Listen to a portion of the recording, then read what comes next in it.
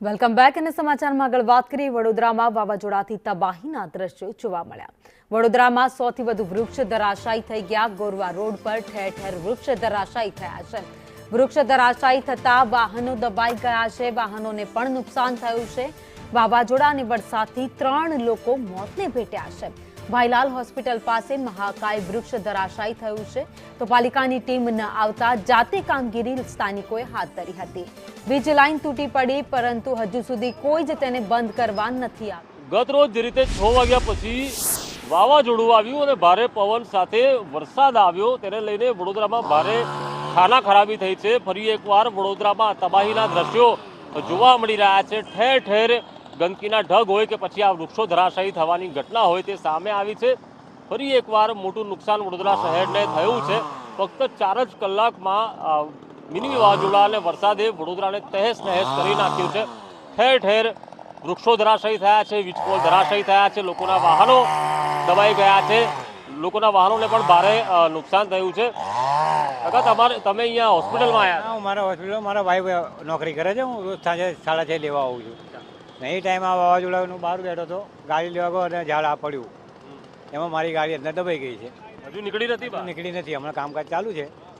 જોઈએ બહાર નીકળ્યા પછી ખબર પડે કેટલું નુકસાન છે। તમારા એકલાની અંદર ગાડી હતી કે બીજા લોકોના વાહનો? ગાડી હતી પણ એને નીકળી ગઈ એવી હતી એટલે એમણે કાઢી લીધી। હજી અંદર છે કોઈના વાહનો? મારું વાહન છે અંદર, બીજા કોઈના છે એવું લાગે? હવે આ બધું કાઢવા લાગે પછી ખબર પડે। આ ભાઈલાલ જનરલ હોસ્પિટલ પાસે આ વૃક્ષ જે આટલું મોટું ધરાશાયી થયું છે, ના માત્ર અહીંયા પરંતુ સમગ્ર ગુરવા રોડ પર ઠેર ઠેર આ વૃક્ષો ધરાશાયી થયા છે। અને સૌથી મોટી ગંભીર ભૂલ એ છે કે આ જે કર્મચારી જે હાથમાં આ વાયર લઈને અહીંયા છે, આ વાયર હજુ પણ ચાલુ છે, આમાં વીજ લાઈન ચાલુ છે। NGVCLને અહીંયા રજૂઆત પણ કરાઈ છે, ફોન પણ કરાયા છે, પરંતુ આ લાઈન બંધ કરવા કોઈ નથી આવ્યું। જો અહીંયા જે હોસ્પિટલમાં મોટી સંખ્યામાં લોકો આવે છે, જો કોઈ આ વીજ કરંટના સંપર્કમાં આવે તો તેને પણ કરંટ લાગી શકે છે। અહીંયા જે કર્મચારીઓ અહીંયા ઊભા છે તેઓ પણ તકેદારી રાખી રહ્યા છે કે આ વીજ લાઈન ચાલુ છે એટલે કોઈ અડકે નહીં। સાહેબ, આ વીજ લાઈન ચાલુ છે? અત્યારે લાઈન ચાલુ છે? તમે ફોન કર્યા છે જીપીને?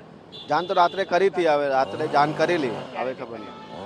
તમે અત્યારે બી ફોન કર્યા છે? અત્યારે કર્યા પણ ફોન લાગતા નથી। આ કેટલું ગંભીર માનો છો? કારણ કે તમારા હોસ્પિટલમાં તો કેટલી મોટી સંખ્યામાં લોકો આવે છે। એના માટે અમે બહારથી ઝાડ કાપવાના બોલાવી, તાત્કાલિક ઝાડ હટાવી ને અમારી એમ્બ્યુલન્સ કે પબ્લિક આવે ઇમરજન્સી માટે એ રીતના વ્યવસ્થા કરી રહ્યા છે। એટલે એ બી હોસ્પિટલ તંત્રએ જાતે કર્યું છે? હા, અમારી એજન્સી કામ કરી રહી છે।